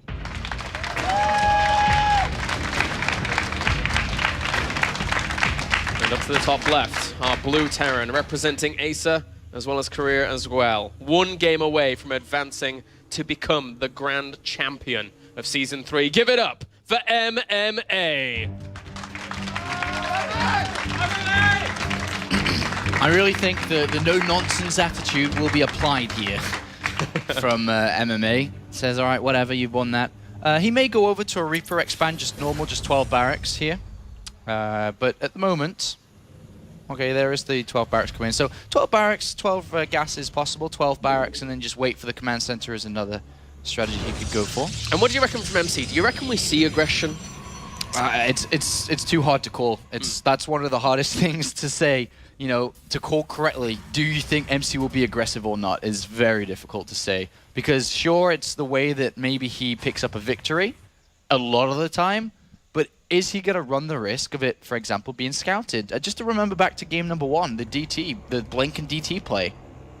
Everything was spotted. Everything was spotted, and to be honest, it was a very easy slide for MMA towards the victory. It was a little bit rough, bit of turbulence in the mid-game when he didn't have any Vikings, but apart from that, it was really easy. So, you know, that's the balance that MC has to juggle. Does he do something crazy, or does he, as Grubby say, adjust his macro game, change a couple of things, make it stronger, and look for a win that way? Well, the Reapers are going to join on forwards with this SCV also heading out here for MMA. He could actually move forwards like a Marine or 2 and try and poke around with that small unit combination that we've seen Terrans mix in every so often. But for now, looks like just that command center on the low ground. MMA not doing any funny business. Not doing anything, just throwing down this command center. So Reaper expansion. And then we should see just the reactor and starting to build those Marines. Need the reactor, need to get the Marines high in case there was a Stargate play or, you know, Oracle coming in. Just get that Marine count nice and high. And of course, what are you going to spend the gas on if not at this point? Not much. MMA currently scouting around everywhere but missed a probe who is hiding under a tree. And, well, funny a pylon business. has been planted. Yep. His gas count is rising up, 100 right now. By the time the pylon finishes, if he doesn't build anything else, would have 150, which is enough money for a Stargate. Is it really back to the Stargate again? Is the question. It looks like that might be the case. And there we go. So MC just balls of steel, really, because doing a strategy like this, if somehow, some way MMA was to go back and scout, but remember, MMA's already scouted up there. yeah, So he's not really going to check again, is he? just barely missed that probe. Just barely. Oh, spots no nexus. What's going on? Alarm bells, please, MMA. Alarm bells. All right, what's he going to do in terms of preparation? He's sending the Marines to the front. He's got 2 on the way. 2 barracks are about to finish up, so he's going to have a lot of Marines in production for this. All right, so the Reaper should be looking around for everything he can find now in the center of the map. This is weird. There should be a nexus by now. He knows that MC's crazy. He's checking the right-hand side maybe of the map, but MMA's got to be very careful here. He really does. Oracle is on its way. Still no expansion, and he's going to go in now, and he'll identify what this is. Well, identify 2 options. It's either a Stargate or Robo, the likelihood Stargate. So from this point, let's have a look how MMA reacts from this. He's just seen everything but the Stargate, so that gives him huge amounts of information. Yeah, so let's have a look where his Massive. Marines are. He's only got 2 SCVs there at the moment. He's got his Marines in his main base.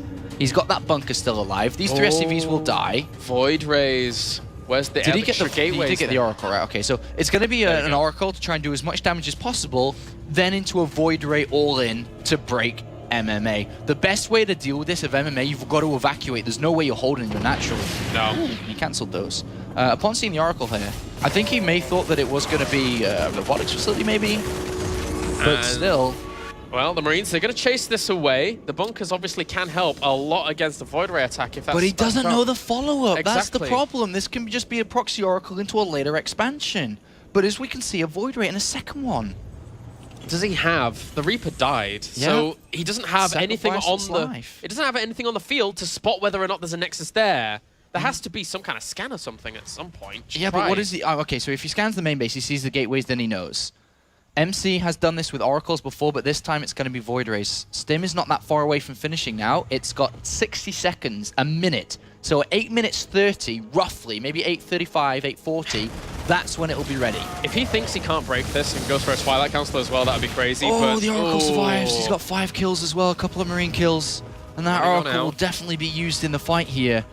Stim getting closer and closer. Army supplies 31 to 18 in favor of MC. Those Void Rays, they Another make up a big bunker being chunk. made here. And MMA, there's an SCV that on the other side. It actually saw the Nexus there. It's all the lack of Nexus, should I say. He saw the lack of Nexus, so he's actually just going to go ahead and count. evacuate. He's not going to find himself in a difficult position. He's building more bunkers. And MMA, Stim, look at Stim. It's 10 seconds, and Stim is going to be crucial here. So helpful. But still, will it be enough? There's sentries, there's force fields, there's double Void Rays, there's 3 Triple Void Rays. It's a lot of time firepower. warps, there's the Oracle, there's a lot of stuff here. These bunkers going to have to hold on strong against this. Time warps with that, as you said. If MMA holds, he's the champion. If he doesn't, we're going on. Well, there we go. He charges upon this one bunker. That's going to go down so rapidly despite a little bit of the repair, but not full repair all with these SCVs. A second one falls. Third one will end up falling as well. The SCV's just not in the right place. And MC, he's going to push this back with Stim for now. But those bunkers falling. Right now, he needs to play this smartly. The Void Rays need to be microed well. He can win this if the Void Rays are microed well. There's only 6 Marines, though. There's only 4 Marines, 3 Marines, 2 Marines, 1 Marine. The Void Rays are going to kill all the anti-air off. There's nothing left for him. GG. MC 3-2. Uh-oh. Is it the comeback? Well. 2 games in a row, and now just 1 game away from it all being equal. MC decided to go for this, man, and he's done that. The clutch aggression, the absolute clutch aggression from MC is paying off once again.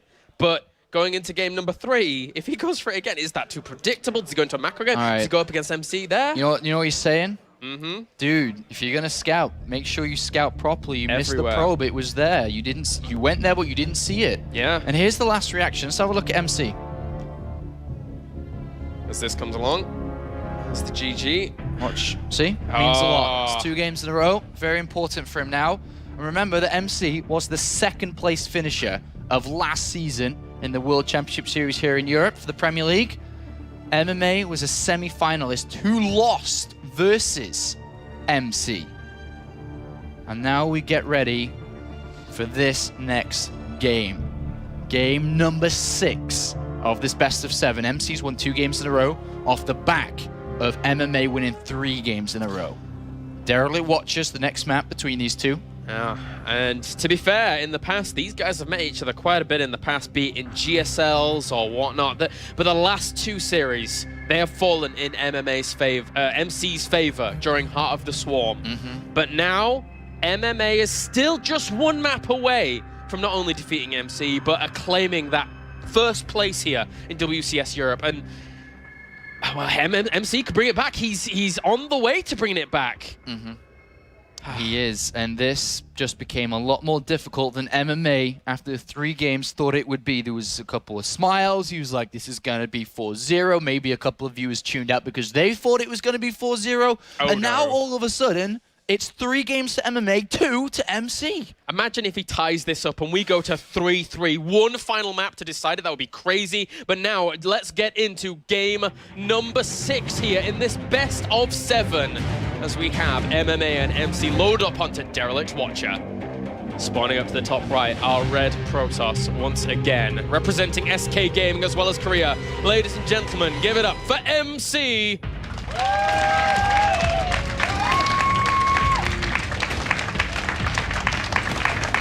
Down to the bottom left. He was 3 games up, but now only 1. Representing Acer and Korea. Give it up for MMA.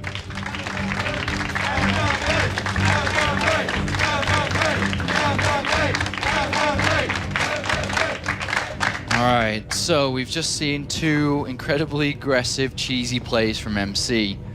Does he do it 3 times in a row in series? Why not? Let's go for it. Why not? Derelict Watch is a pretty big map here. This is a map where there's been many a proxy structure from Protoss in the past because it is more difficult to scout. Belgian Vestige should be a staple map. You shouldn't be losing the proxy structures there. Yeah, it's true. small. It's been played over and over. It's very predictable where the structures are going to be. This map sometimes can trick you because sometimes it is more difficult to scout everywhere. Sometimes you cut corners with your scouting. But MMA says you're not going to do anything weird again. And is going to go command center first here. Well, still has a game in hand, so I guess it's pretty useful. You can look at it that way, can't you? But now with MC, who's taken double gases already, sees the command center first and says, oh, are you inviting me to do this again? Are you actually inviting me? And then if so, does MMA think that something like that would come along? I think that MMA, by now, after 2 games, after having that happen to him 2 games, is going to scout so thoroughly. It's not going to leave any stone unturned. SCV, what are you up to? He's checking around. Right now, I'm just watching MC's base. What's he doing with his Chrono Boost? It's currently piling up. Yeah, it is. And we may see that go into the Cyber Core. Just for a straight up 4-gate? I think he could do something like that, man. Let's have a look. Oh, dear. He's saving it for something, though, isn't he? He's not throwing it into the Nexus. What is it for? Is it going to happen? Okay, Stalker. Mothership Core? That would be nice. That would be nice. Stalker, Zealot, Mothership Core, Poke is really strong. So this can actually work rather well. I mean, there's a couple of chances here that he, for example, runs past the bunker. Yep. With the Zealot, Stalker. Right now, MMA goes into the base. It's like, oh, you're trying to push the Nexus for the Mothership Core. You're Stalker out already. That's like earlier than 420 at this point. That's a little bit faster. That bunker's obviously very important here. Oh, the Twilight Council. Oh, MC, don't do it to me. Don't do it to me, MC. Don't do it to me, MC. All right, it's happening. I'm sorry, Sean. I'm sorry, it's happening. All right, so he's Chrono Boosted out the Stalker and Zealot Mothership Core. He's going to put a bit of pressure on the front door. Mothership Core can go into the main base, and it's going to freak MMA out a little bit. But the Twilight Council's down. Do you know what I love about all of this, though? It's that MMA won some straight-up macro games, and MC says, I'm not going into that anymore. I'm not doing that. It's going to be Blink. No. I know it is. It's going to be Blink. It is. It's going to be Blink. Oh, the SCV, though. Oh, there's no units there. All right. So... Oh, dear. There's Blink. Blink's on its way. The SUV is going to go across the map, and it may get scanning information. This Stalker needs to deny it. Absolutely. He's going to stop it. Oh, no. Oh, what is happening to us? Oh, my God. MC allows an SUV to scout the lack of Nexus again. He's going to go in there, and MMA now has seen the lack of Nexus. He's going to go in the main base, and he's going to see the gateways. He's going to see the Blink upgrade, and now he knows what he's playing against. He knows he's playing against a Blink Stalker play, but the big question is, knowing is half the information. Can he stop it? MC's got sick execution. He always nails these kind of attacks. Look at the game versus Thorzane. Yeah. Bunker on the high ground's really important, but he doesn't want to lose the Mothership Core. He's lost his unit that gives him high ground vision. Oh, no. He has to rebuild it, and now the assault can only take place on the natural. A big blow for MC. I can't believe he's lost it, MC. Oh my God, MMA goes in and sees the Mothership Core being rebuilt because that's the only thing that can allow him to blink up there. The only way. That's not just high ground vision that's gone, that's energy that's gone, that's time warps that are gone, and all of a sudden MMA is in a beautiful position. He's got 2 tech labs. Remember, he scouted this very early, and now he's in prime position to be the champion here. He's just got to hold. He's bought so much time. Blink finishes up for MC, but has no opportunity to blink in just yet. The Mothership Core, it's a kind of a slow unit. It's not going to get over there too quickly. And now MMA, all of his focus, all of his attention is on the natural. The Blink Stalkers, they try and go, but they can't just yet. And look at that. MMA didn't want to try to go up to Stim here. He decided to choose concussor shells to slow the units down and to try and kill them before they can blink away and stuff. Right now, though, it's still a pressured situation. MMA definitely has an advantage here. I'm sure SCVs will come to fight in due time. But that bunker is in great position. There's 3 SCVs on it. Like, if he blinks up there, it's not going to die immediately. He started Stim. He's got the factory finished. MC, time is running out. It really is. He's just going to go for it. He needs to take that bunker down, but it's already being repaired. 1 Stalker already dead. Dying to 2 Stalkers dead. And he's taking so much damage. The Marauders that he invested into, he had a little bit more gas because he didn't start Stim. Oh, they're so Look useful. at all the Stalkers, they're all half dead. MMA's doing it at this point. He's so close to winning the World Championship Series Europe Premier League. So close. MC came back against Thorzane from a position we didn't think so. More SCVs coming in. Remember, Stim is on its way. Once that's done, the game is over. There's absolutely no way. Yeah. Starport's on its way. The Reactor's on its way. Medivacs are on their way. MC needs to do something soon, otherwise he's gonna lose and will finish in second place again. He's going to try and find any position he possibly can do. That's what we saw him do against Thorzane in a very, very similar situation. Tries to pick off one unit at the natural there, and it's going to be so hard still. MMA is on complete lockdown. How can you break this? Well, he's going to try and blink forward, maybe pick off these units, and oh well, he's going to get the bunkers for now. One down. That's actually really good. They weren't being repaired at all for no, now he comes off and does that, but the time warp, Mothership Core has to stay alive. Medivacs are on the way. Oh, Stim is almost MC complete. supply blocked at 58. Pylon building. No more Stalkers for you for now. He is stuck down. This is a very bad position for the boss toss. Very, very bad. Stim is so close. With Stim, with Medivacs, there's no way that MMA is going to lose this. And after 18 months, finally, after dry period for 18 months, he scans, he sees nothing on the natural, and that is nothing but a smile. That is nothing but a sense of victory here for MMA. Nice focus fire once again, trying to kill off that bunker, and it will end up dying, even though the repair roll was going. But MMA now, Stim is seconds away from completion. It's time for everybody to do the drugs, right, Caloris? Because Stim is ready. The party's about to begin because MMA is so close to victory here. The Medivacs are joining in. And MC, he's dead. There's nothing he can do. I don't see how he can do this. There's so many Stalkers. He's going to rely on his Blink Micro, but SCVs can come to play. We're going to see Stim activated very shortly, and he's coming for the victory. He needs the best Blink Micro he's ever employed in this StarCraft career if he's going to actually break this position. 72 supply to 88. Army supplies, 47 to 48, but Stim and Medivacs are a huge difference in these engagements. MMA realizes that he can't mess this up. He's not being too aggressive. He's taking it slow. He's getting combat shields. He's adding on another Medivac. He's adding in more units, just anything he can. The longer this game goes on, the better it is for MMA, very simply because his infrastructure is way too strong, and MC's looking for a victory now. He's got a sentry. He blinks up onto the high ground. He doesn't have any more force fields, though, just that one to try and do the damage that he can. MMA Stimmed, he doesn't know what to do. Panic mode here for MMA, realizing that he's been a little bit duped. Another force field on the high ground. What is going on? MC, if there's any way you can bring this back, it's this way. Wow, this is absolutely mind-blowing. If he brings it back from this, I don't know what I'm going to do right now. The SCVs are coming off the line. MMA's got Stim. It looks like MC has to blink out here. What a nice move there from MC. Deals a bit of a blow to MMA, but the game goes on for now. MC, another sentry, looking for a way back into this game. He knows he's in such a bad position. The units hug the ramp. They know they don't want that to happen again. Constant chrono boost on the gateways. Army supply is 56 to 52 in favor of MMA. And yeah, just stay on the ramp. But if he does that, dividing and conquering might hurt him. There's a lot of Medivacs, Calaris. There is a lot of Medivacs. That's a lot of units that MMA has. I love the addition of a missile turret just in case. Both players are stressing out so much. You can just tell by both of them always supply blocked. 110 here. Force field on that side this time. Two bunkers are a little bit better than none on the other side. One Medivac has a couple of units. It's not so easy to pick up and just evacuate to that location, though, because of... If you do, he blinks under a Medivac and kills it. He's going to go for it now, maybe. I think MMA might go for this. He's got to be careful of the blink inside the main base, but if he gets the Mothership Core, there's no vision up there. No, there isn't. And MC just wearing his opponent down time after time after time. Mules keep landing, though. +1 attack now been started. And even though a lot of people are like, all right, this game's over, MC's finding a way. Dividing and conquering, killing off a few of these units on the high ground, negating some of that damage. He did kill off one of those sentries on the low ground, but the bunker ends up falling. There's SCVs here that are vulnerable. He's lost a lot of Stalkers during this, though. And he lets them up. He has to evacuate. Just blinks away with a couple of those right at the end. 50 army supply to 59. It's so close at this point. More bunkers from MMA. Force field's not going to work this time. He's keeping an eye on it. A little bit of a volley there, doesn't really do much, just MMA scratches. just throwing down so many bunkers, stuck at 110 supply for so long in this game. He just has no time to build supply. He doesn't have time when the game's like this. MC's trying to stay in this tournament, trying to keep his dreams alive of winning this.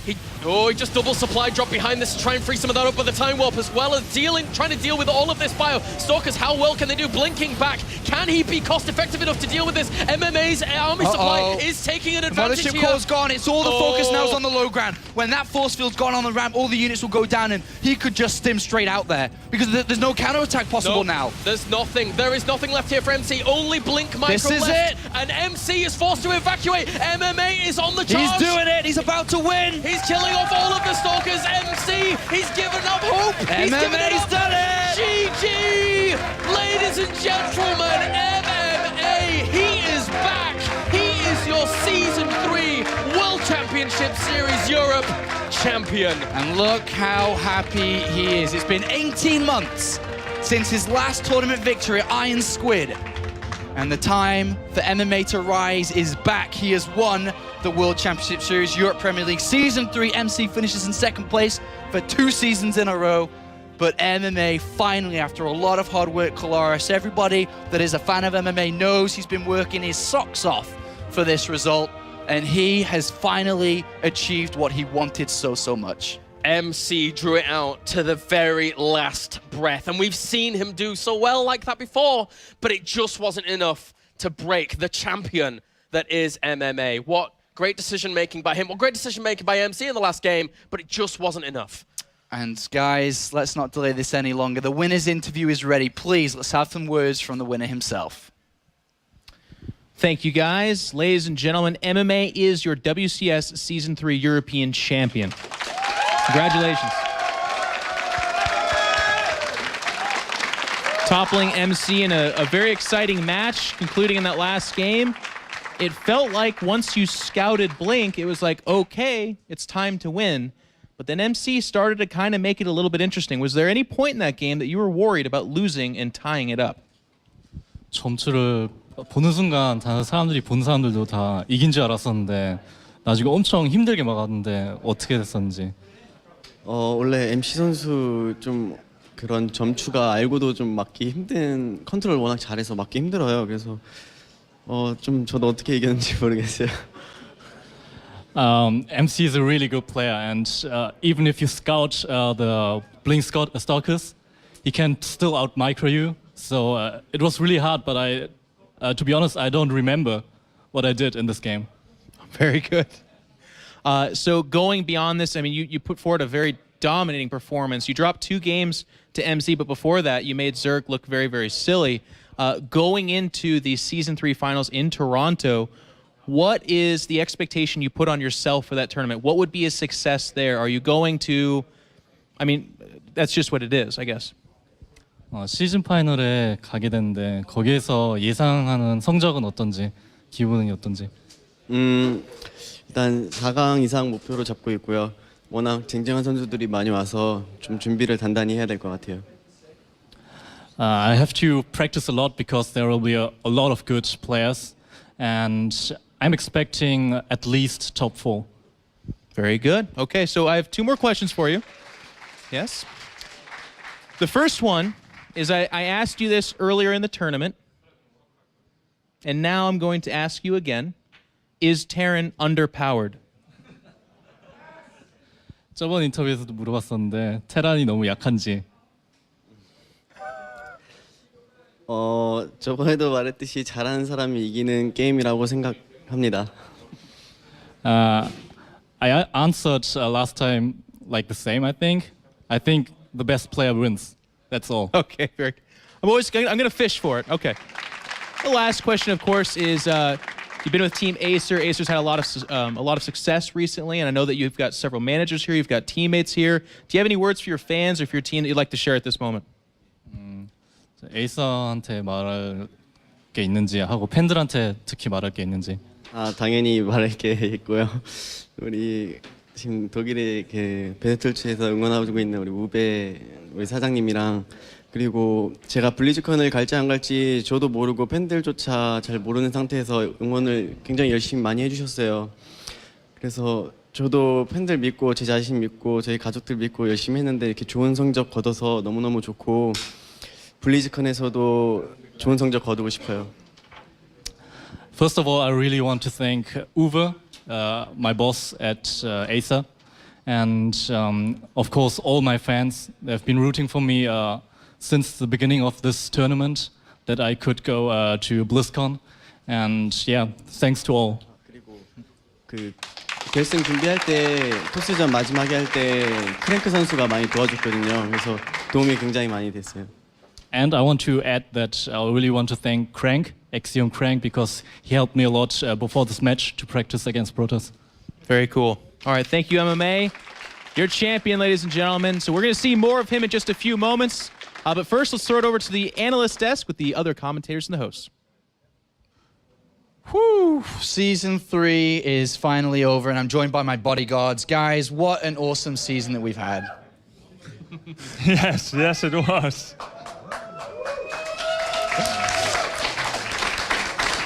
It's been remarkable. It's the last season that we'll be covering this year for the Europe Premier League. I've had a lot of fun. I think you've had a lot of fun. You've played in it, you've commentated in it, you've done the analysis, you've obviously been doing hosting, casting, everything.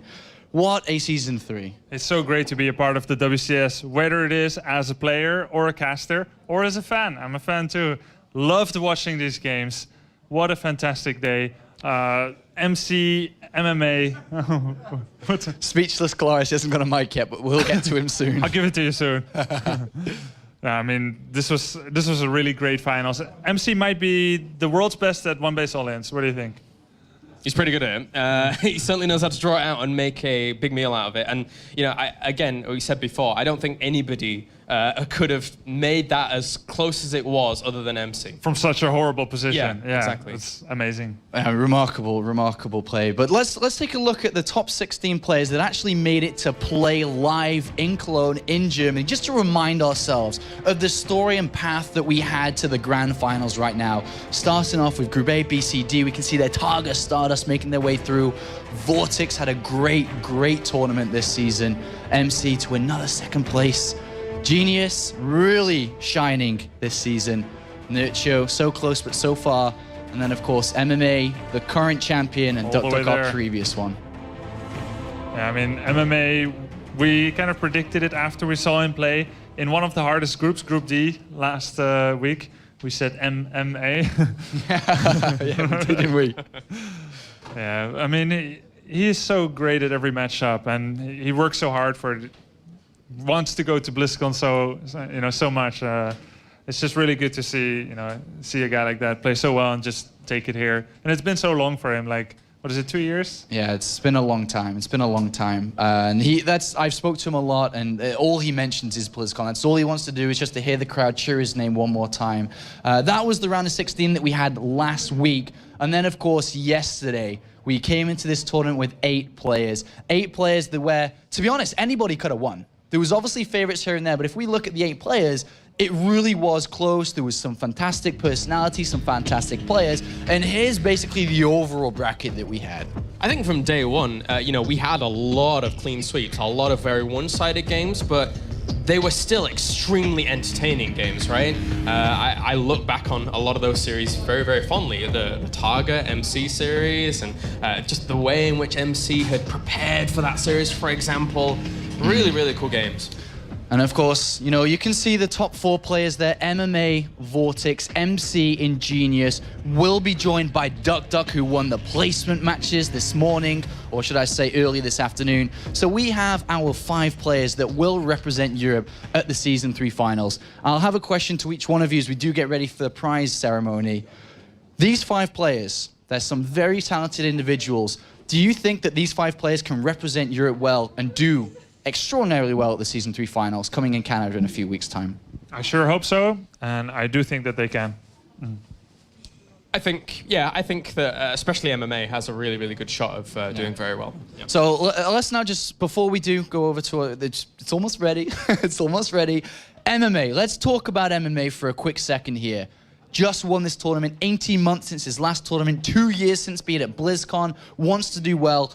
Can he do well at that BlizzCon? Can he compete in the top 16? He's almost set to go now, pretty much set to go. With the first place, he's thrown himself in pretty deep into the top 16. Will get a lot of points from the Season 3 finals.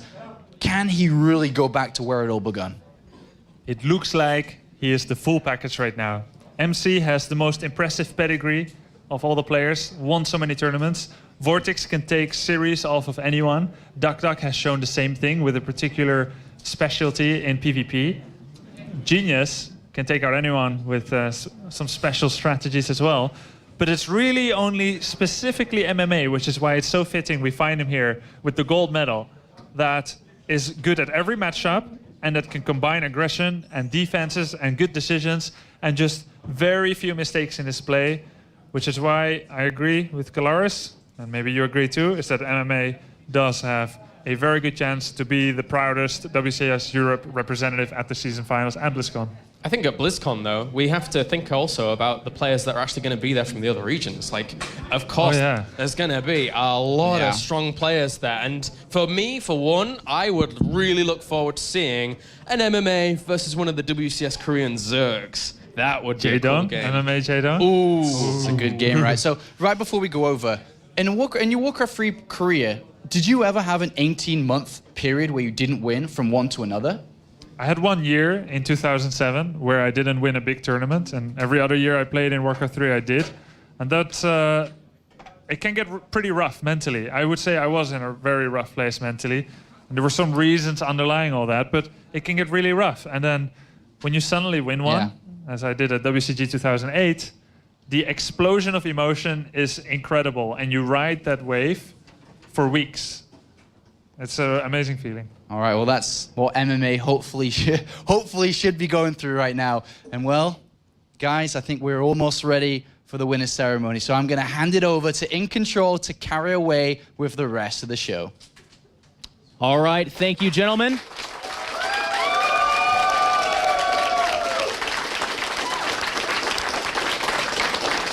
And this is the part of the show where we want to honor those that we're going to send off to Toronto, the top 5 players that did really, really well here. So 3rd through 5th, we have Genius, Duck, and Vortex. Please give it up for them.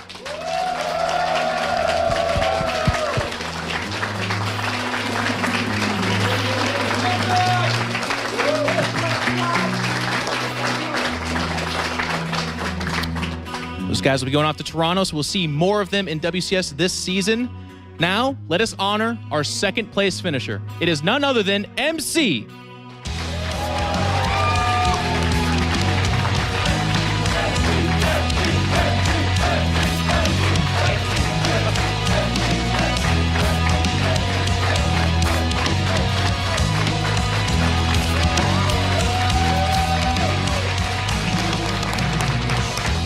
And please put your hands together for our Season 3 champion. It is MMA.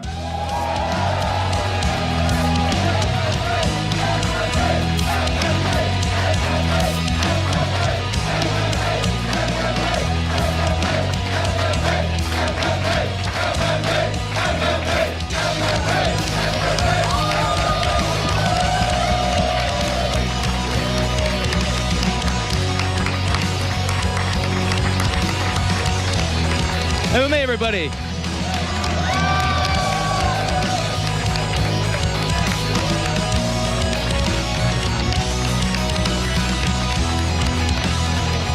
And from everybody here at Blizzard and ESL TV, we want to thank you guys so much for tuning in. It's been an awesome show. This has been an amazing WCS season. If you did submit some art, we picked some winners, so check your online accounts. Thank you, everybody. We're out. Good night, and have a great rest of your lives.